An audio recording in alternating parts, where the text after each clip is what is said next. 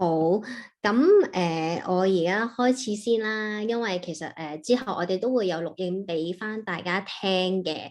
咁其實點解會有今日嘅呢個環節咧？其實係因為我哋咧，其實有好多嘅香港嘅客戶啦，或者香港嘅朋友咧，都聯絡我哋話啊，其實呢排嗰個技術移民嗰個風聲好似比較大啲喎，因為之前都係大家都討論緊啊，會唔會有其他方法係除咗呢個避風港呢個 Hong Kong Stream 嘅移民嘅之路之外咧，仲有冇其他可以比較快啲嘅方法咧？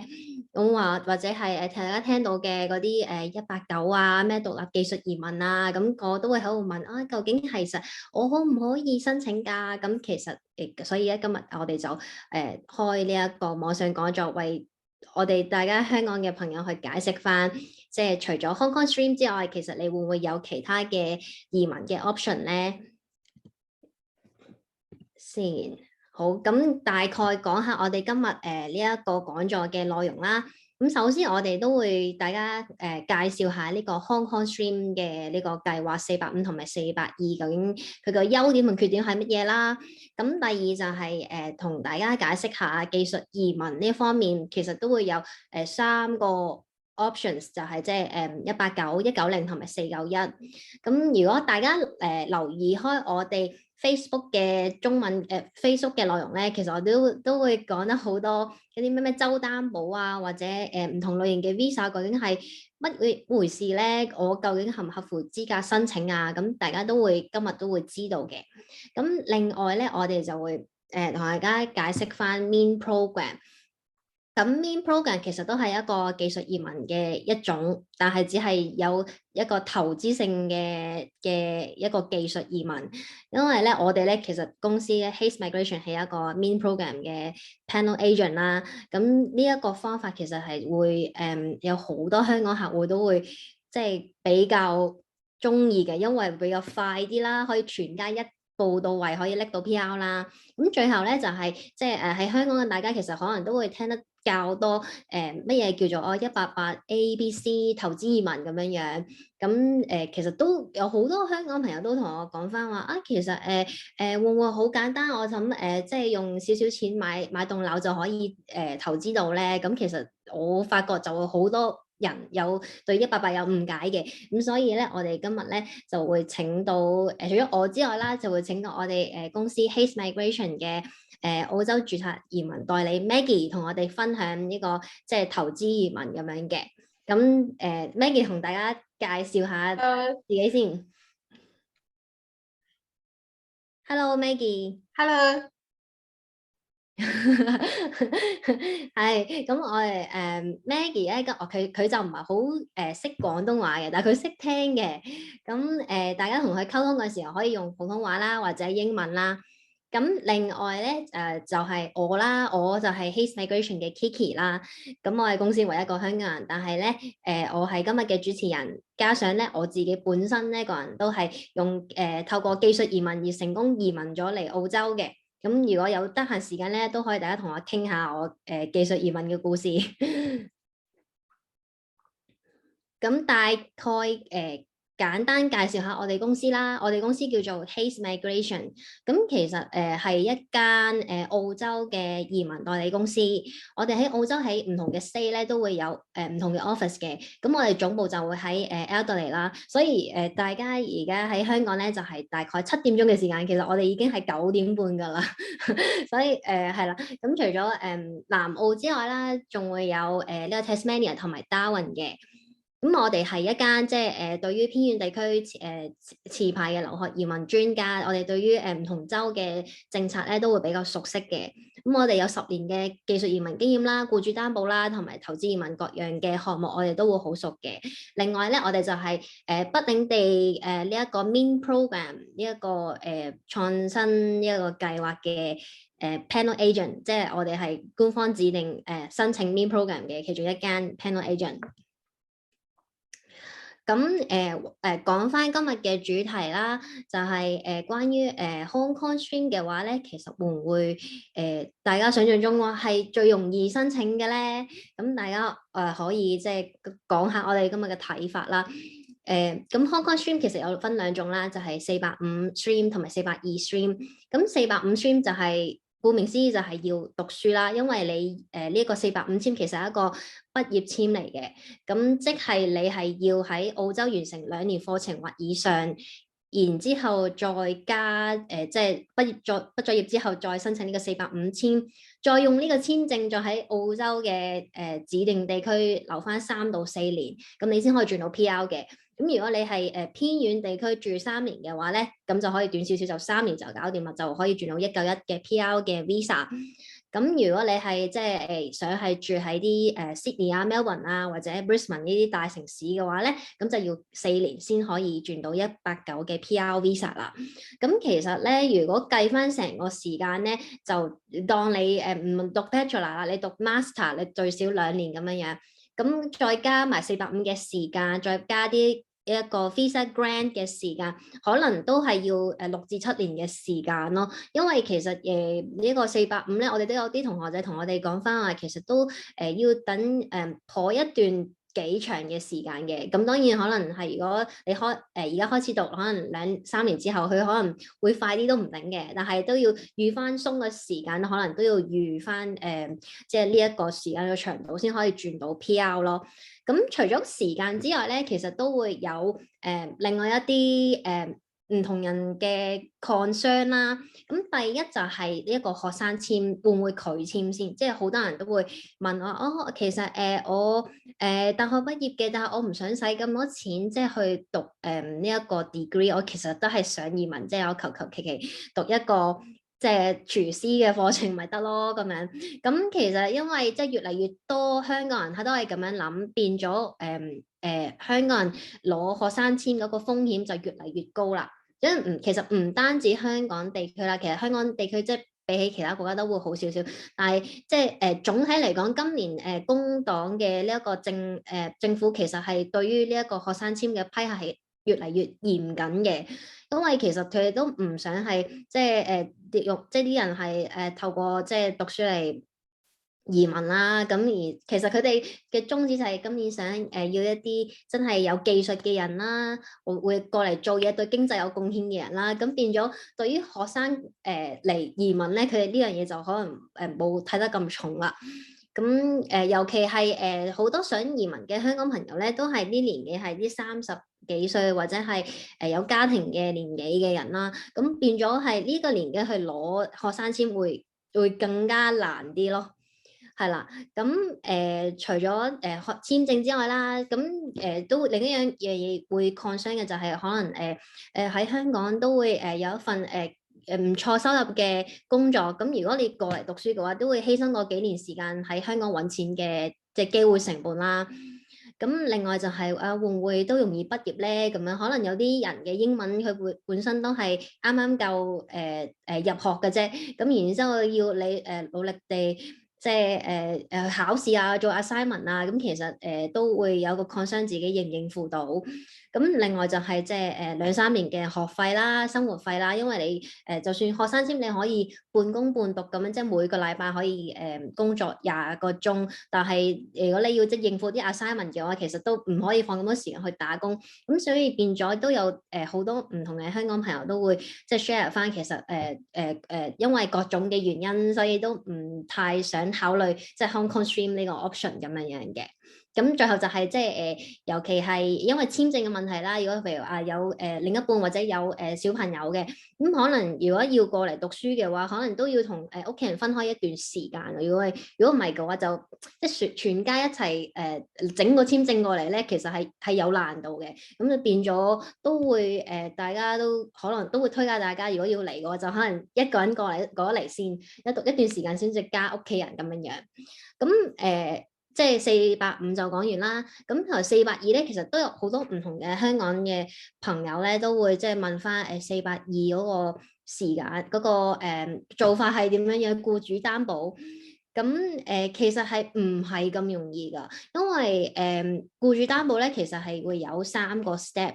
即係第一就係你要揾到間僱主佢係願意擔保你咧。咁其實佢係要做好多嘅 admin 嘅工作啦。譬如話佢係要擺4個禮拜廣告去證明佢請唔到本地人嘅，咁佢先可以請你噶。咁然之後佢間公司又要拎到個擔保嘅資格啦。咁拎完之後咧，又要對你呢一個工作，即係你一個職位去提名啦。咁然之後最後你先去申請呢個簽證。咁其實有好多step 咧，其實係比較複雜啦，所以變咗唔係話即係你掉 resume 然之後就去申請一份工作，就會有人去擔保你咯。咁個時間就係同呢一個讀書係差唔多，但係你就唔使讀書咁解。但係咧，揾一份可以擔保你嘅工作咧，其實又唔係真係容易咯。咁如果譬如話即係諗翻起讀書又唔係咁揾呢個僱主擔保又唔係啦。咁我有啲咩嘢 option 可以移民過嚟咧？咁就係今日我哋會講到嘅3個嘅 option 啦，就係技術移民啦，同埋呢一個 Mean Program 啦。其實 Mean Program 都係算係技術移民一種，但係比較投資性嘅技術移民。咁最後就係投資移民啦。咁我哋可以講下嘅大家都比較想知嘅技術移民啦。咁技術移民咧會有總共有分3個 visa。第一個就係189嘅 visa，就係叫做獨立技術移民。咁成日咧啲人都會聽到話係咪移民澳洲要幾多分啊？係咪要成100幾分先可以移到民啊？咁講緊分數咧，大部分咧都係講緊呢一隻189嘅 visa， 係真係鬥高分係去先可以獲得邀請嘅呢種，就係獨立技術移民啦。咁呢一種咧就係直接拎到 PR 啦，又唔需要即係額外滿足即係唔同地方唔同州嘅條件，咁就係最快最方便嘅 option。咁第二咧就係190啦，190同491咧其實係州擔保嘅技術移民嚟嘅。咁顧名思義就係即係除咗你滿足基本嘅條件，你都要滿足嗰個州嘅一啲嘅基本嘅條件啦。咁其實可能有啲州可能佢唔係好注重分數嘅，佢比較注重你嘅工作經驗，或者你喺本地揾到本地嘅工啊，或者有啲州可能睇你你個伴侶係咪有冇能力啊咁樣樣。所以咧唔同州有都唔同嘅要求嘅。咁如果你好彩嘅話，就可以有190就直接係 PR 啦。咁其實如果貨翻海外嘅話，就大部分都係會491咯，因為其實佢而家即係經過2年嘅疫情啦，其實佢俾190即係海外嘅人士咧，其實都唔係容易啦，即係佢即係190嘅申請嘅條件係一定係會難過491好多。咁變咗普遍都係會攞491，但係如果譬如話有啲比較優秀嘅人士，譬如話即係有啲特別嘅行業啊，或者係你嘅人工係好高啊，咁其實都有機會申請到190嘅。係啊，咁再講翻，即係491係乜嘢嘅簽證咧？其實491就唔係一個PR 嘅簽證，即係佢唔係一個直接係永久居民嘅簽證，佢係一個臨時嘅居民簽證，即係咧你係一個準 PR，即係你係真係會 PR 嘅，但係你係要段時間過度滿足咗 basic 嘅條件，你先可以轉到 PR。咁佢嘅條件咧就係你喺澳洲嘅偏遠地區住3年，再加你有3年嘅報稅收入大概53,900蚊嘅澳幣啦，咁你就可以即係轉到 PR 啦。即係顧名思義，嗰3年咧就唔可以住喺啲悉尼啊、墨爾本啊、Brisbane 呢3個大嘅城市。咁但係咧，你住 Gold Coast 啊，或者係 Adelaide 啊、Perth 啊，或者係 Cairns 啊呢啲，即係冇咁大城市嘅城市咧，都係 OK 嘅，都係冇問題嘅。咁其實呢個都會變翻，如果譬如話你冇一個好強烈嘅執念，一定要住喺大城市嘅話，其實491都係可以滿足到大部分人嘅條件咯。係啦，咁basic 嘅 requirement 咧，申請189咧就係你個分數一定要65分啦。咁你有一個職業咧就係中長期清單上面嘅職業。咁依家都會講多啲嘅。咁第3咧就係你個英文咧就都要 basic 有英文雅思全錄咯。咁或者有啲職業咧佢係可以申請 PTE， 考 PTE 都得嘅，即係另一個考試咁樣樣。咁呢個咧係一個 basic 嘅條件啦，但唔代表話你滿足就會邀請噶咯。因為即係頭先所講咧，就係有啲職業，即係189其實就係一個鬥高分嘅即係高分者得嘅一個邀請嘅系統。咁所以我哋而家就睇下即係分數究竟係點樣計啦。譬如話有唔同嘅factor 嘅，即係第一就係你嘅年齡啦。最高分嘅話就係25至32歲嗰班，即係唔太年輕又唔太即係即係年紀大嘅嗰批就會最高分。咁一定係要44歲或以下先可以申請，即係你過咗45歲、45或以上咧就已經唔可以申請啦。咁第二就係你英文啦，最少要雅思全錄。咁如果冇全錄嘅話咧，就真係申請唔到啦。咁如果你譬如話你要再加多啲分，咁即係要努力啲考到全7或者全8，咁你先有分加。咁第三咧就係你嘅工作經驗啦，唔一定喺澳洲嘅工作經驗嘅，你喺香港或者其他國家累積嘅工作經驗有超過3年，你都可以加分。咁另外就係你嘅 education qualification 啦，咁如果可能大部分都係有bachelor degree 嘅話，就會有15分。咁下面嗰2項就可能同大家冇乜太大個關係，因為佢哋都係講緊係即係一啲讀一啲比較 special 嘅 requirement 嘅嘢啦。咁大部分都冇得加嘅，即係除非你喺澳洲讀書嘅啫。咁最後就係partner 或者 single，即係如果你係有家室嘅話咧，咁你可能就加唔到嗰 single 嗰10分啦。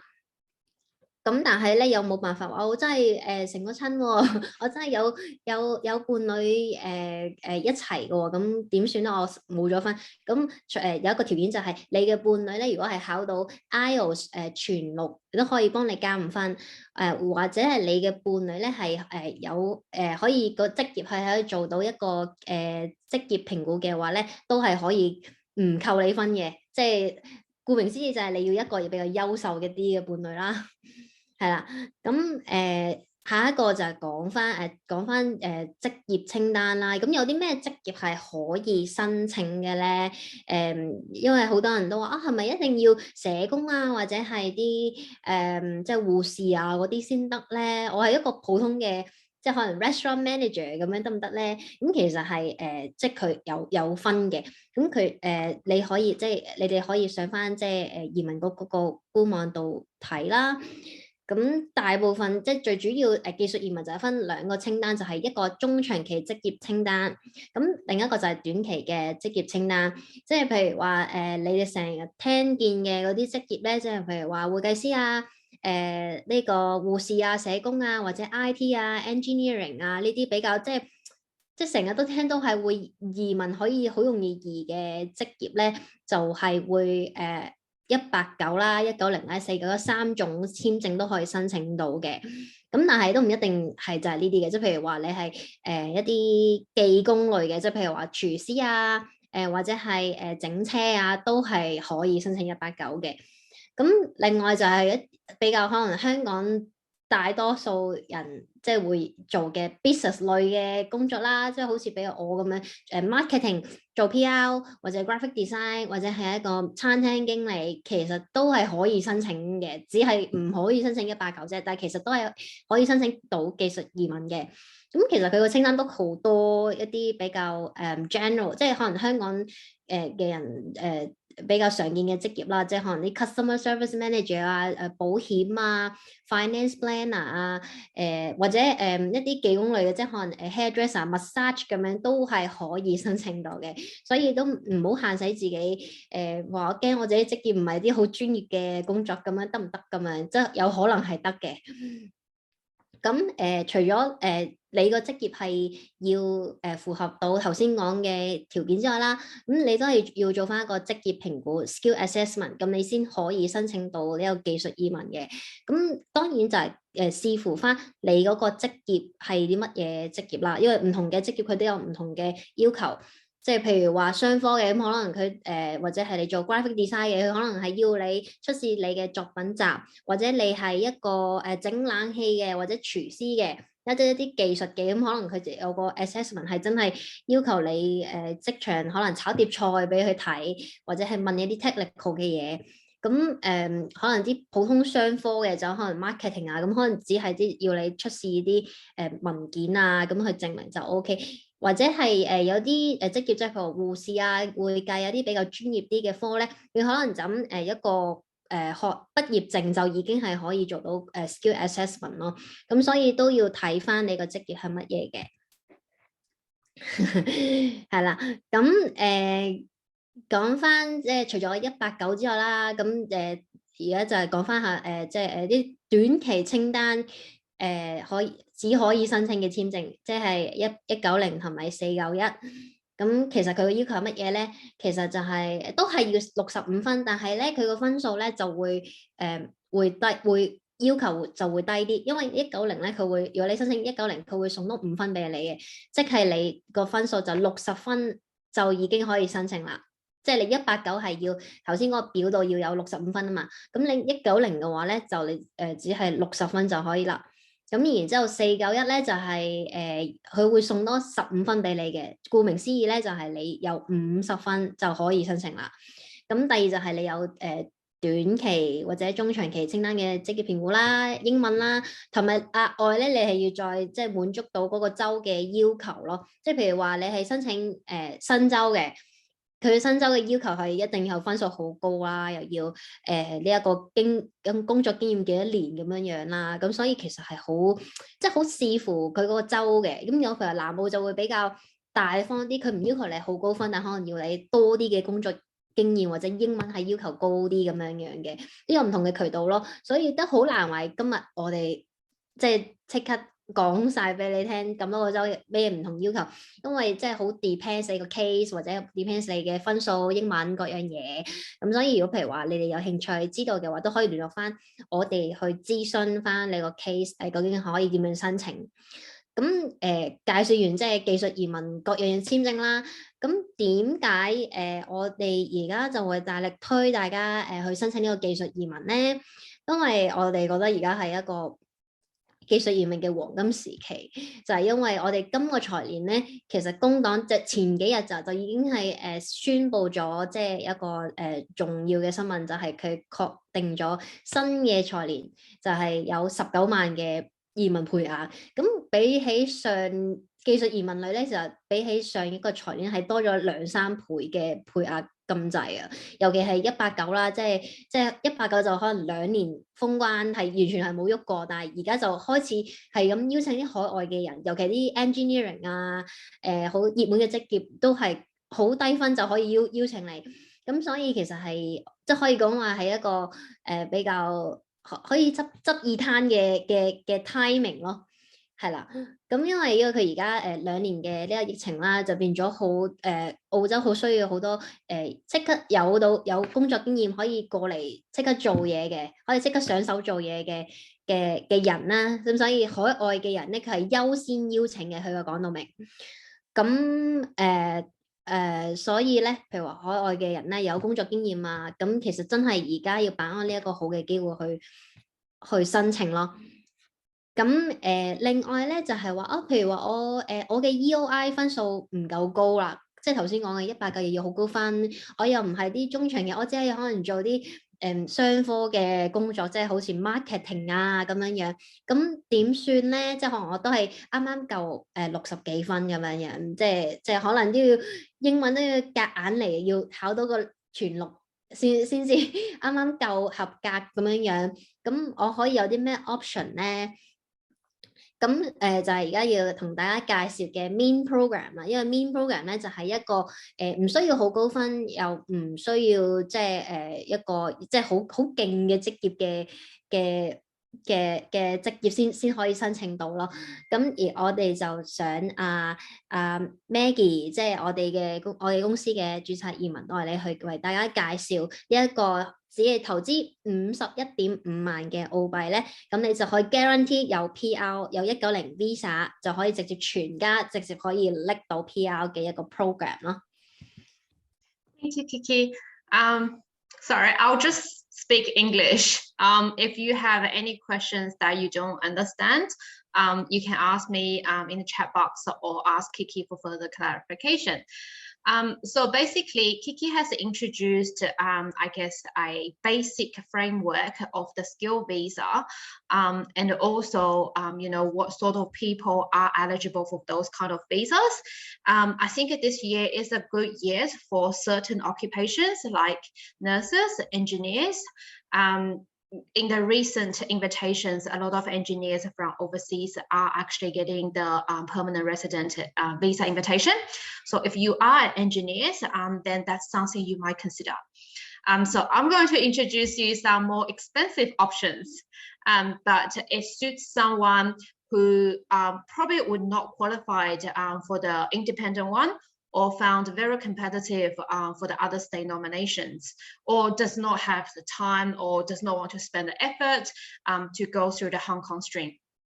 So MINT program is a semi-investment and a semi-skill visa. So basically you invest the money in exchange for a skill visa. So the requirement for an applicant is still same as what Kiki just discussed. You know, the EOI points, the skill assessment. You still need to have an occupation that on the list. So if you, let's for example, if you are a HR advisor, this occupation is for 491 only. Then unfortunately, even if you want to go for MINT, you are only eligible for 491. So we generally recommend those who has an occupation and can get skill assessment on the short-term list, which is on the 190 list. So for the MINT program, it's not ranked by points. So all you need is to meet the minimum points, which is 65. That includes your age, your qualification, work experience, a partner. It also requires an investment of 515 Australian dollars. I think Australian dollars is pretty low at the moment. So it's a good time to do the investment compared to with, like, you know, 6 months ago. As a result, you will be granted the 190 visa, which is a permanent resident. A lot of occupations or a lot of clients who applies for MINT are occupations like a project administrator, contract administrator, marketing specialist. Generally speaking, for those occupations from offshore, I think they are more likely to get 491, which is the regional temporary visa. So which means if you get a visa, you and your family has to move to regional Australia and live for 3 years minimum and earn the money to get PR. But for the MINT program, as long as you meet the requirement, you will be granted a permanent residence straight away.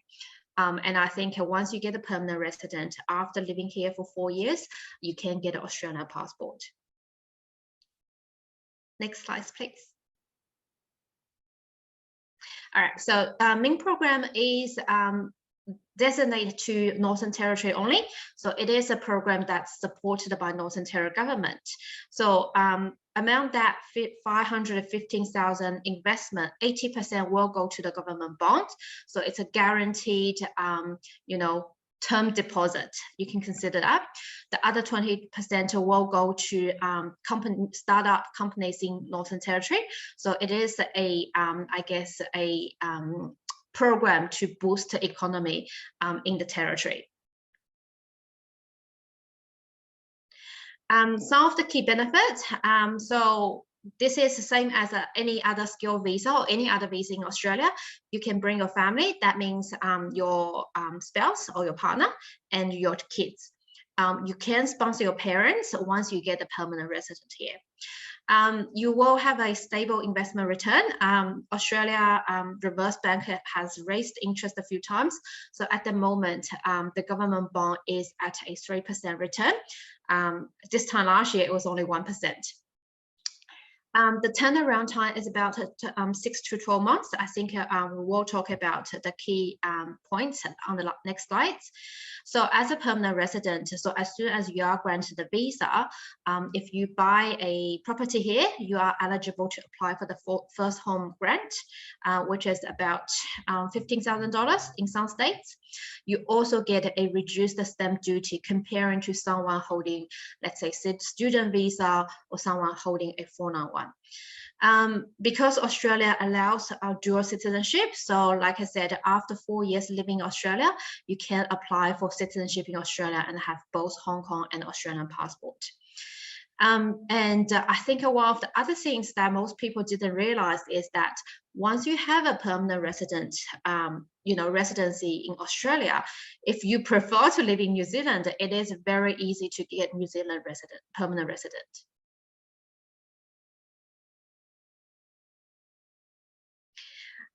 So like I said, the MINT program is supported by the NT government.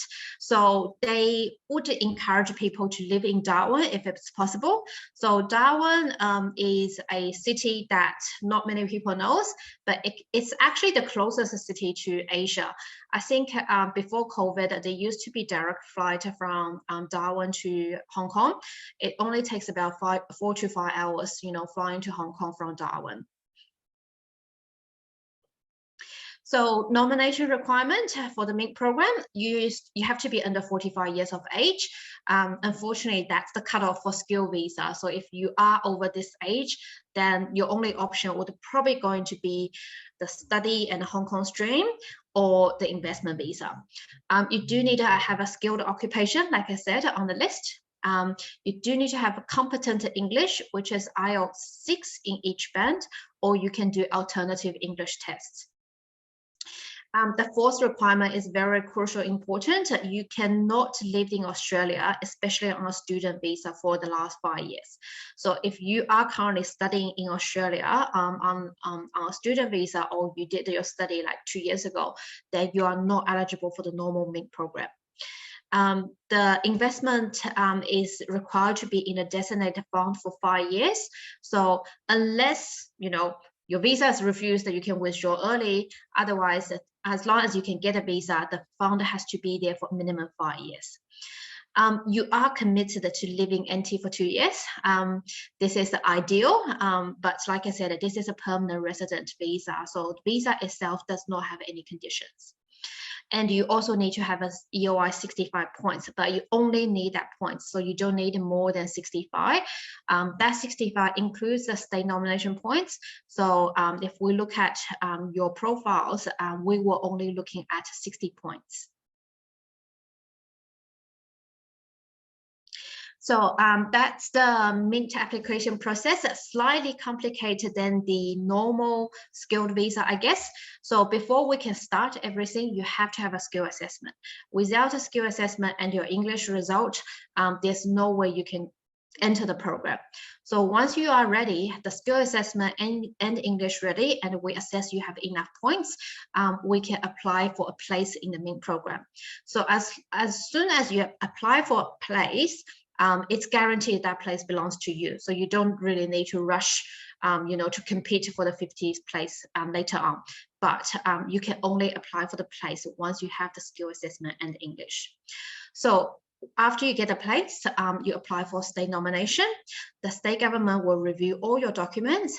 If they are happy with your application, they will give you a provisional approval. So basically they said, this person is qualified for state nomination and a 190 visa. We just need this person to put in the investment. So after receiving the provisional approval, you will transfer the investment into Pass Palace, which is a fund management company. They will also go through the anti-money laundering check, just like, all kinds of investment in Australia. So after you make the investment, you will receive a full visa invitation. So it will be an email from Home Affairs saying that you have been invited to apply for the permanent resident visa. So after lodging the visa, at the moment, I think for all the Hong Kong clients, their applications are a lot quicker than anyone else in the world. So Hong Kong passport holder are getting prioritized. So the whole process, as long as you get a skill assessment, we estimate you will get your permanent resident in 6 to 12 months time. So that's a quick introduction about the Mint program. Now I'm going to briefly explain the requirement for the investment visa. It is a bit complicated when we talk about each state or where you want to go. So here, because of the time, we're only give you a brief introduction to let you know, I guess, what's the minimum investment is required for each of the visa. The other thing I want to mention is that from 1st of July last year, Australia stopped the other investment visa called the 132, which is the permanent investment visa. So you apply for that, you get permanent residence straight away. Nowadays, everyone has to go through this 1AA, which is a temporary investment visa, and then apply for permanent visa later on in 2 to 4 years' time. So 3 types of investment visa, they are categorized into A, B, and C. So 1AA is for someone who is actually running a business or has been running business for quite some time. So if you don't own any business, then you are not qualified for 1AA. So this is not looking at buying a business in Australia, okay? In order to apply for this 1AA, you should have already got a business overseas in Hong Kong or in other countries. If you are qualified for the visa, after you get the 1AA, then you are required to make further investment in Australia. Because this visa requires you have a business operation history, which comparing with the B and C is, I guess, a lot more difficult. So the investment requirement is pretty low. In certain states, the investment is starting from 200,000 AUD. So a small cafe or convenience store would meet the requirement. Generally, you need to be under 55 for this investment visa. But in some areas, they do provide exemptions based on your profiles. So if you agree to investment more money, or if your previous experience is in their target sector, then they might looking at to give you exemption on the age. You also have to go through a points test, which is different to the previous one. This one, they were looking at your business operation history, how many years you have running a business, how big is your business, so your turnover, and your personal assets. So there are a lot of ways to calculate the points. I don't think the points is a big, the difficult part, for most of the clients. I think sometimes the age could be an issue because once you hit the 55, then the requirement is going to be a lot harder. The second type of investment visa is for someone who has business operation or has investment history. So if you, buy and sell properties or buy and sell shares, that could be you. The investment amount is a lot higher. So it's going to be 2.5 million Australian dollars. But instead of buying a business in Australia, the 2.5 million is going to go to a designated investment that's managed by a financial company in Australia. This is a bit similar to Mint, but more expensive. So this one is similar to A. You need to be under 55 unless you get a special circumstances exempt. And you also have to score 65 points in the EOI system. So this one, you don't have to do any business in Australia. You just give the money to someone who manages that for you. And then 4 years later, you can get your PR. The third type of investment visa is for, I guess, someone has a lot of cash in hand, but do not want to do anything, which is the 5 million investment visa. So for that particular one, there's no English requirement, no age limit. As long as you can demonstrate the source of fund is legit, then you can apply for the visa. Similarly to the 1AA-B, your 5 million is going to be managed by a designated fund management company in Australia. So I think 50% will go to those low risk investment. There is a ratio that they have to follow, and a certain percentage has to go to startup. So that's the 3 types of investment visa that's available at the moment. So comparing with the Mint program I just talked about, those 3 suit someone who are not qualified, for the competent English or under 45, then that's probably a pathway. But if you are not doing business, you are, working, getting employed rather than employing someone, then I think Mint is going to be a cheaper and a quicker option for you. Yeah, I think that's all from me today. OK，我同大家總結下啦，即係有對香港人有唔同嘅 option 啦。咁頭先講嘅就係呢個 investment visa，即係呢個投資移民咧，其實都唔係想象中，就係大家想象中咁容易。會唔會有百幾萬港幣就已經係搞得掂咧？其實都唔係嘅，係要即係有做生意嘅經驗啦，或者有其他投資嘅經驗。咁如果你係即係一個employee 打工嘅人士，就已經係唔合乎資格啦。咁有唔同嘅渠道，其實乜嘢渠道適合乜嘢嘅人咧？咁譬如話避風港計劃啦，咁即係多數都係講讀書嘅，咁一定係要即係唔介意花嗰個時間去讀書噶啦，因為你要過嚟即係投資即係2-3年時間去讀一個書，咁即係可能都會犧牲喺香港可以賺到嘅收入啦。咁通常都會 prefer 係年紀係較唔大嘅人士，因為如果譬如話可能去到30幾40歲咧，咁可能個學生簽個風險都會比較高啲。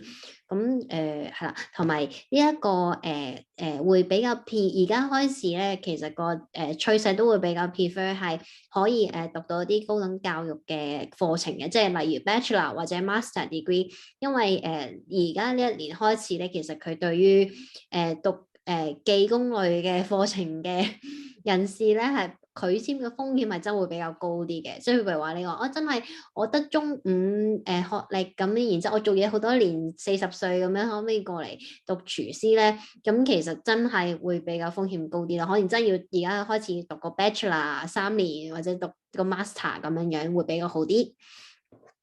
咁同埋都會唔介意同家人分開一段時間，即係可能你可能頭1年係要自己過嚟嘅，咁第2年先可以再帶埋你嘅屋企人過嚟，你嘅陪讀簽啊各樣嘢。咁最後一樣就係呢一個即係頭先我所講嘅，即係技術移民類嘅。你唔係嗰啲職業啦，即係你又唔係啲 marketing 啊，咁又唔係啲呢一個廚師，或者係呢一個社工、engine、IT 呢一啲中長期職業嘅清單上面嘅職業嘅人士喎，即係可能我真係做一個普通嘅 customer service， 或者我即係沖咖啡咁樣，即係做一個好普通嘅職業，咁可能真係讀書對你嚟講係會比較最好嘅方案咯。咁第二咧就係即係講翻邊啲人會比較適合技術移民咧，就係頭先所講到嘅。如果你嘅職業係比較專業啲，即係譬如話有去到頭先所講嘅中長期職業清單上面嘅職業啦，即係護士啊、engine、IT 或者係一啲比較 professional 少少嘅職業咧，咁其實即係你申請到技術移民嘅，我哋都會 recommend 你哋唔好嘥2年時間即係過嚟讀書咁樣，即係你可能如果有得試189嘅話，你即係盡量而家珍惜呢一個黃金時嘅去申請呢個189，咁可能幾個月之後就有獲邀，咁你就可以全家人就可以 PR 過到嚟。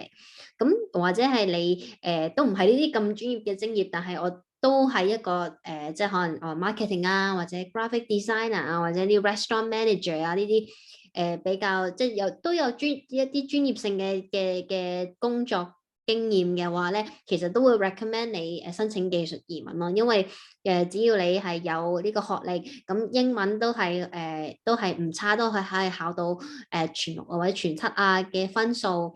咁如果你嘅分數係唔太差嘅話，其實都會 recommend 你即係申請呢個技術移民，因為即係 let's say 你係即係都唔想放棄喺香港嘅工作啊，咁過嚟讀書嘅話，咁技術移民就會最好俾你呢個渠道直接俾你拎到190或者491嘅 visa， 然之後你再全家一齊過嚟，咁樣就會比較好啲。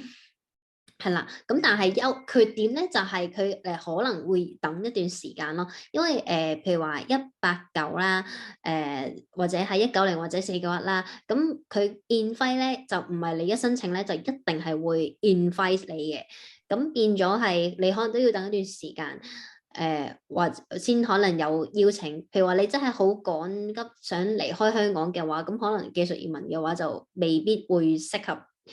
因為你都唔知等嘅時間要幾耐啊嘛，除非你嘅職業係真係好緊缺嘅職業，即係譬如話護士啊、engine 啊呢一啲，咁你個分數又唔差，然之後又係佢哋好急住要你嘅嗰啲技術嘅話咧，咁你就可以申請。如果你話 marketing，我係marketing 或者 graphic designer 咁樣，或者 restaurant manager，咁佢可能等個時間係真係要等一段時間，即係除非真係好高分，然之後人工又好高，咁可能獲邀嘅時間就會再快啲咯。但係呢個就係冇人可以 guarantee 嘅。咁第三個就係 Mean Program 啦，咁 Mean Program 就係 guarantee 嘅，因為你有投資呢一個大概而家計翻匯價咧就係大概250幾萬啦，其實真係賺咗嘅而家做嘅話，因為之前咧上一年咧都係叫大家預大概300萬港幣左右，但而家就可能預260幾萬或者270萬就已經係搞掂，就係慳咗幾十萬，其實係抵玩嘅。咁但係最大優點就係佢係真係guarantee 同埋快，因為佢唔係睇你分數啦，你係滿足佢個基本條件，你夠65分，即係你190個你就60分就搞掂啦。咁你文件齊啦，然之後你嘅 skill assessment 英文所有嘢都齊啦，咁你夠錢又 ready 嘅話，其實佢就一定會係 invite 你嘅。咁然之後你 invite 咗之後咧，就可以即刻掉嗰個visa 嘅申請，就係頭先所講，就係大概6至12個月咧就會下簽，即係會批個簽證。咁你就可以即係隨你嘅按你嘅 schedule，你中意幾時嚟就幾時嚟咯。即係你可以即刻嚟，或者係你可以喺香港嘅生活嘅一切 settle 咗之後，咁先至慢慢安排過嚟都 OK。所以對於一啲係中產嘅家庭嚟講，即係尤其有啲即係喺香港已經係有 family 啊，或者然之後有啲生活係 settle 咗，咁有一啲資金嘅話，其實我哋都會 recommend main program，因為第一你真係個 flexibility 會比較大啲，或者一步到位 PR 嘅話，你可能對於小朋友啊、將來各樣福利啊、醫療啊嗰啲，咁即係都會比較好啲嘅。如果唔係嘅話，即係都會係有其他嘅限制咯，係啦。咁最後就係呢個投資移民啦。咁當然就唔係個個都適合啦，就係頭先所講，你就要有經商嘅經驗啦。咁但佢有佢嘅好處嘅，即係佢嘅年齡嘅要求係會比較即係闊啲嘅。佢55歲左右就都可以申請。咁技術移民嗰陣45歲就已經冇得玩啦。咁所以即係如果係即係大家符合到唔同嘅條件，都係有唔同嘅渠道嘅，睇翻你嘅背景係乜嘢咯，係啦，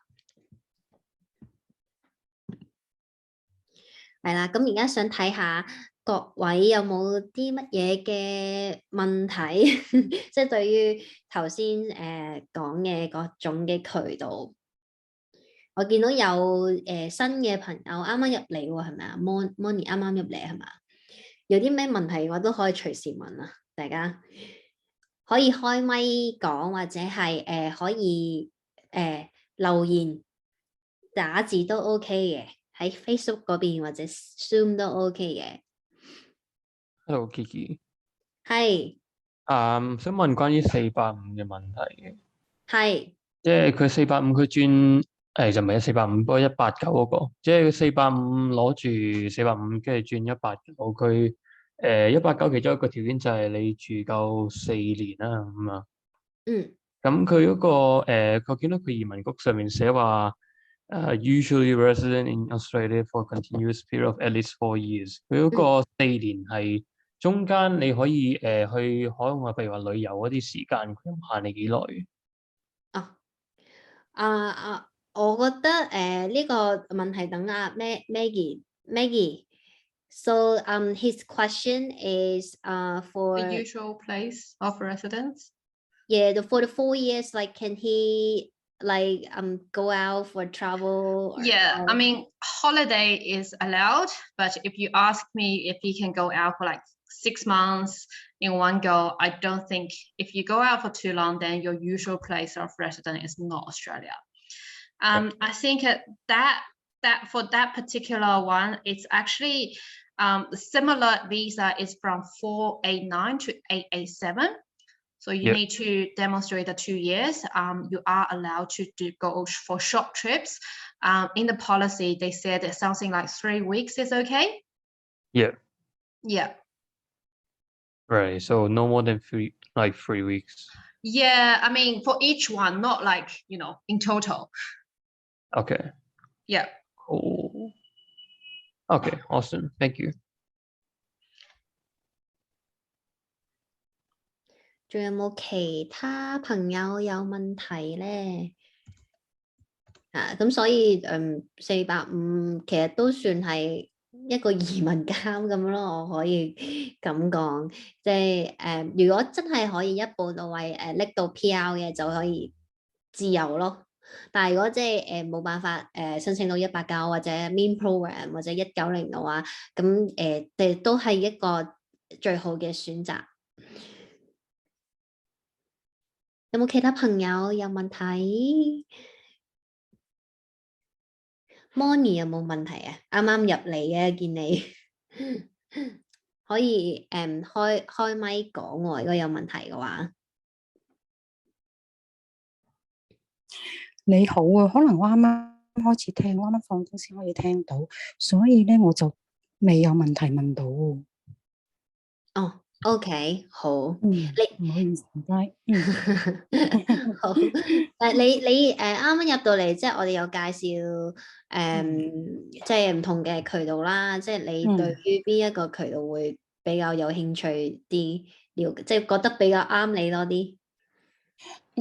其實我初初聽嗰陣時咧，我初初睇嗰個即係你哋嗰個即係有少少簡介嗰陣時咧，我咧就初初以為嗰個技術嗰邊嘅，咁我啱啱入嚟嗰陣時，你啱啱好似聽到你講咗幾個工種咯，咁就聽落去就唔啱，唔係我自己咯，因為我係做admin 同埋會計嗰邊嘅。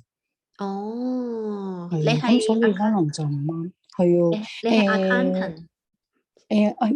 未係 accountant 嘅。做開係就係 admin， 即係 HR 加 account 咁咯。HR 加 account。係啊，係咪嗰啲就應該好難申請噶咯？未必㗎。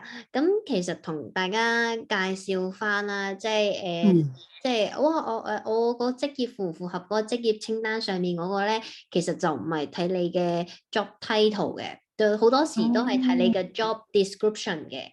咁所以譬如話你個 job description 其實例如話你有一部分係都要幫公司 deal with 一啲 project 嘅，咁你有可能可以做到 project coordinator 或者 administrator 類似啦嚇，類似我即係就咁講啫，係啦，因都唔可以話即係一鋪就已經係定死你唔可以申請咁樣樣，即係其實都係好 depends case by case 嘅。咁所以譬如話你如果有興趣技術移民，咁又即係唔知道自己可唔可以做得出任何一個職業嘅 skill assessment，咁我隨時聯絡我哋或者係 send 個 CV 俾我哋望下，咁我哋可以俾啲意見你咯。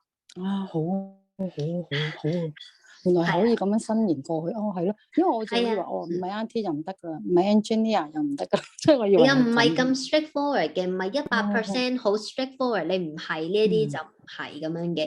咁即係我 share 我自己嘅 story 咧，就譬如我係個職業係 marketing specialist， 咁我都有一啲工作係唔係 100% 係 marketing 嘅，因為我第一份喺香港嘅工作咧，我係喺一間 marketing agency 裏面做 sales， 咁但係我即係做嘅可能都係可以關乎 marketing， 因為我可能都係即係喺 marketing agency 裏面，即係幫啲客去諗 marketing plan 咁樣。咁我個 job title 又唔係 marketing 咁樣樣，咁但係最尾都過到，所以都唔係話100% 係定死，哇！你唔係就唔係咁樣咯。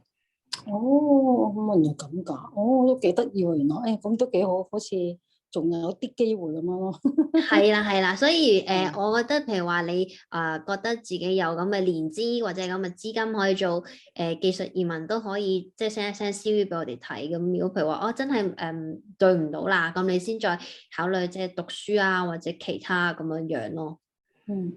但係我想請問咧，如果嗰個申請技術移民過咧，係唔係咧？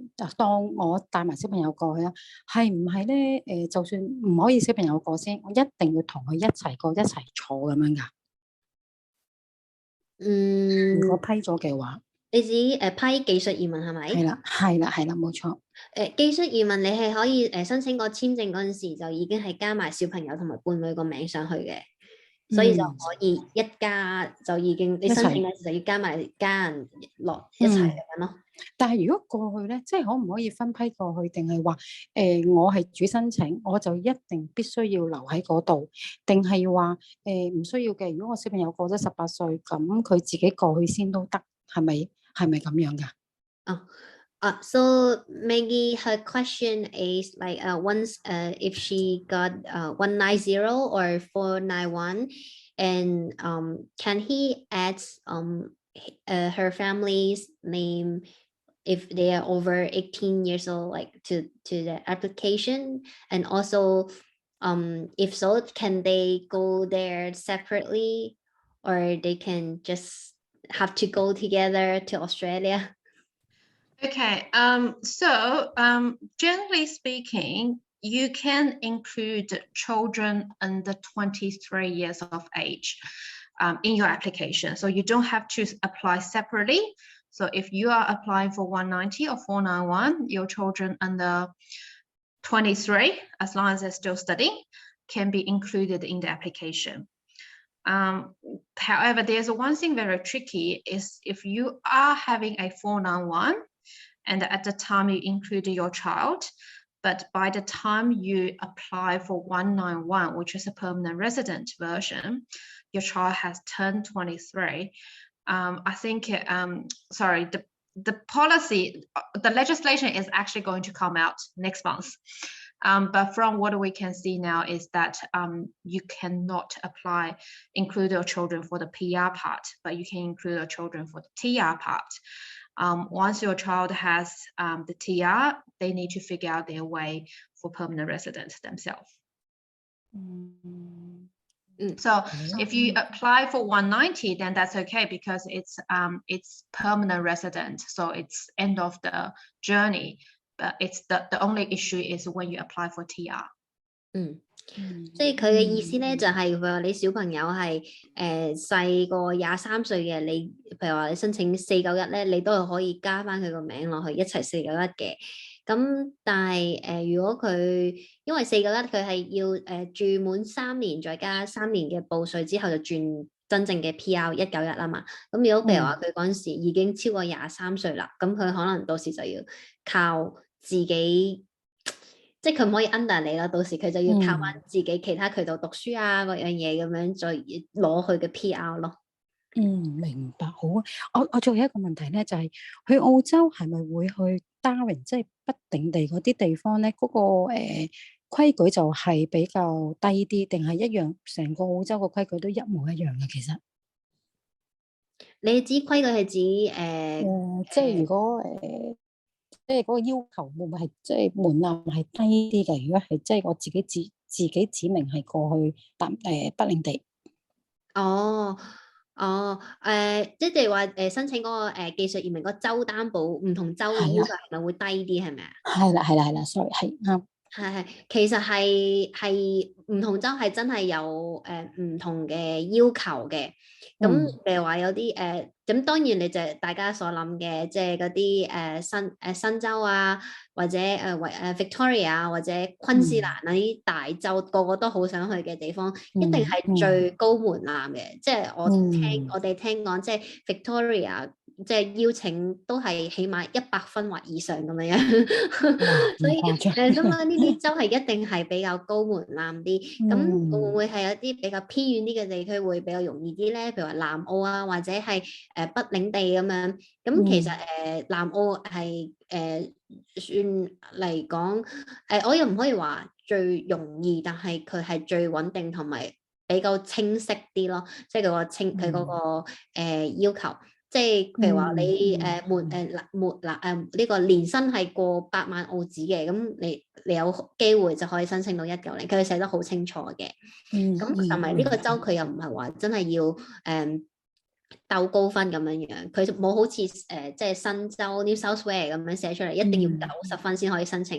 咁所以門檻你可以講話比較低，如果比起嗰啲州，咁北領地嘅話，其實佢係對於本地畢業生嗰個門檻係最低嘅，佢就唔係對於海外申請嗰個要求低咯。但係佢你過嚟讀書嘅話咧，你嗰度住2年讀 master，然之後畢業嘅話，佢就真係好低啦，即係可能你畢咗業已經得啦，係啦，畢咗業可以申請。